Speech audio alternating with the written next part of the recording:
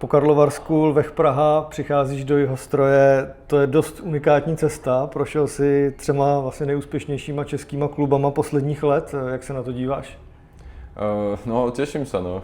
Výzva nová predo mnou a tak ako aj v predošlých kluboch, tak aj v tomto sú tie ambície najvyššie, takže moc sa teším. Navíc ty si, dá se říct, vítězný typ, protože si s Karlovýma Varama i Silvama získal mistrovský tituly. Věříš, že se ti to může povést i tady v Jihostroji? No samozrejme, ako som hovoril, je to proste ambiciózny tým, ktorý chce byť minimálne v top 3 a tá cesta za titulom je náročná, ale ja si myslím, že máme na to tým, máme na to realizačný tým, takže určite je to reálne. Ty znáš Českou extraligu dokonale, hraješ v ní už několikátou sezónu. Jak ty si třeba vnímal Jihostroj ještě jako soupeře? Tak Jihostroj som vnímal ako klub s obrovskou históriou, klub, ktorý funguje pre všetkým v zázemí. Mám samozrejme veľa spätných väzieb aj od chalanov a hovorili, že toto fakt funguje výborne. No a samozrejme sa mi tu nepríjemne hralo, lebo boli tu hluční diváci, ale na druhej strane atmosféra tu bola vždy výborná, takže aj to je jedna z vecí, na ktorú sa teším. A co bylo tím důvodem, proč si vlastně změnil klub? No tak oslovil ma Boban už niekedy po novom roku, nepamätám si presne, a spýtal sa ma, či by som chcel ísť hrať a pre mňa to od začiatku bola zaujímavá možnosť, lebo ako som už spomenul niekoľkokrát, tak Jihostroj je tým, ktorý chce vždy bojovať o titul. A ja som ešte rozmýšľal, vyčkával, bolo tam v hre ešte nejaké zahraničie, ale nakoniec sa rozhodol pre Jihostroj. Ty jsi byl s Jihostrojem v kontaktu už jako víc sezon, pokud dobře vím, tak bylo teda už nějaký delší jako namlouvání a kdy i ty si už jako věděl, že třeba pár let už Jihostroj o tebe jeví zájem, tak hrálo to pro tebe třeba nějakou roli? No určite to hralo rolu, pretože ak od človeka má niekto záujem dlhodobo viac ako len povedzme mesiac, dva, to bolo niekoľko sezón, sme boli v kontakte spolu a z rôznych dôvodov to nevyšlo, ale samozrejme, že už som si to tak nejak vizualizoval, aké by to asi bolo možno, tak teraz to zistím na vlastnej koži a teším sa na to. Teď jsme si vizualizovali zápas z minulé sezóny, kde ty si byl MVP zápasu, kdy Lvy Praha tady porazili Jihostroj, tak jak na to vzpomínáš? Tak samozrejme, že vtedy to boli veľmi príjemné momenty pre mňa, pretože sme vyhrali a postupili sme do finále a to je vždy to semifinále je také bremeno, je to náročné a v tom finále si to človek už tak môže viac užiť, takže toto bola taký tlak trošku, že sme skutočne v tom finále chceli byť. Takže konkrétne na tento zápas ja aspoň spomínam pozitívne a to MVP to bola iba taká čerešnička na torte. Jak už jsme říkali, prošel si Lvama Praha, Karlovarskem, teďka Jihostroj. Jsou to 3, řekněme, teďka top kluby, který se drží na vrcholu, ale přece jenom Karlovarsko a Lvy Praha poslední roky se zdají být jako o něco silnější, minimálně teďka poslední 2 roky vyhráli tady ty 2 kluby titul. Tak vnímáš Jihostroj jako ten 3, nebo spíš to vnímáš tak, že všichni 3 mají stejnou šanci?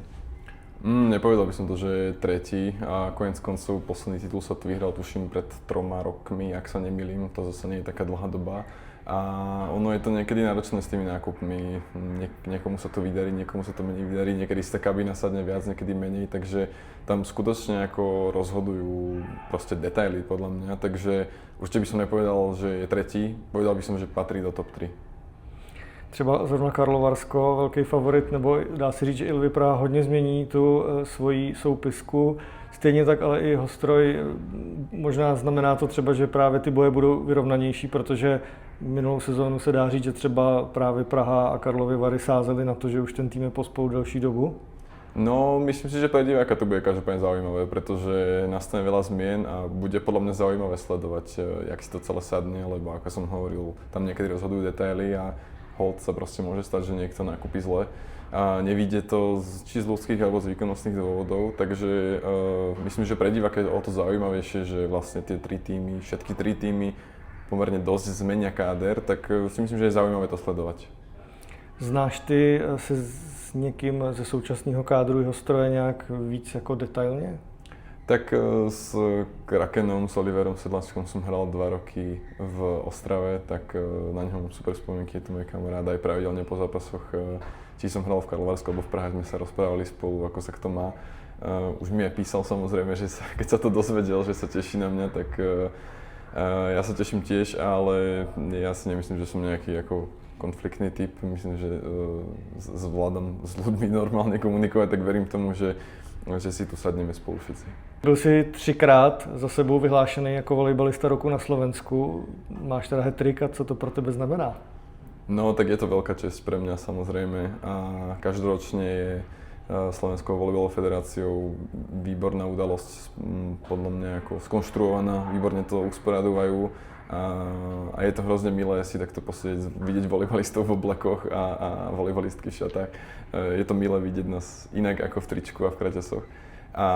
No pre mňa je to také zarozumenie za tú prácu, ktorú som odvádzal. Samozrejme to človek nerobí v sezóne preto, aby som bol na konci sezóny volejbalista roka, ale je to pre mňa, ako hovorím, také zarozumenie za tú všetku prácu, ktorú som odviedol.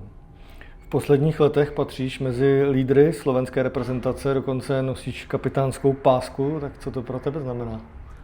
No tak nosiť kapitánsku pásku v reprezentácii to je ako splnený sen, obzvlášť keď sa spieva hymna, tak si trúfnem povedať, že ešte doteraz mám ako stále zimom riavky, je to pre mňa fakt veľká česť.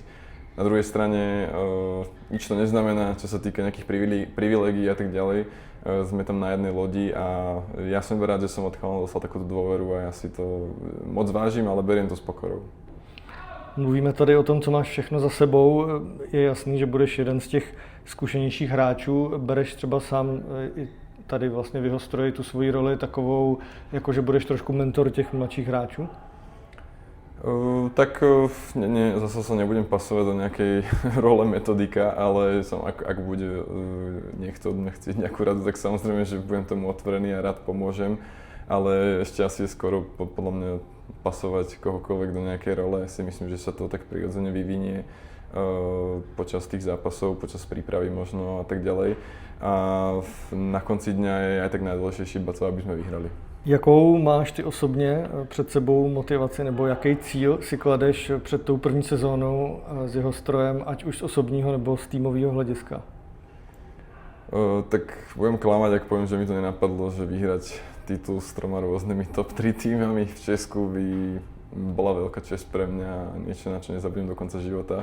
Ale to je ešte veľmi, veľmi, veľmi ďaleko a tak asi skôr by som povedal na personálnej úrovni neustále zlepšovanie sa a želám si, aby to bola taká sezóna, na ktorú budem možno, že nielen výkonnostne, ale aj ľudsky spomínať, že som si to tu užil. A na závěr, chtěl bys něco vzkázat fanouškům jeho stroje? No hlavne som rád, že ich mám na svojej strane konečne a hrozne sa teším na zápasy, hrozne sa teším, pamätám si tie playoffové zápasy, ktoré sú vyhrotené a všetci tu kričia, chodili s červenou oblečení, bolo to perfektné, takže ja by som im chcel si odkázať iba to, aby prišli a verím tomu, že ich budeme baviť hrou, že chcem aj ja, alebo my všetci si dať dôraz na to, aby sme hrali tímovo, aby sa na to dobre pozeralo, aby to bol vždy taký bojovný výkon a potom si myslím, že prirodzene budú za nami chodiť a ja sa na to budem tešiť.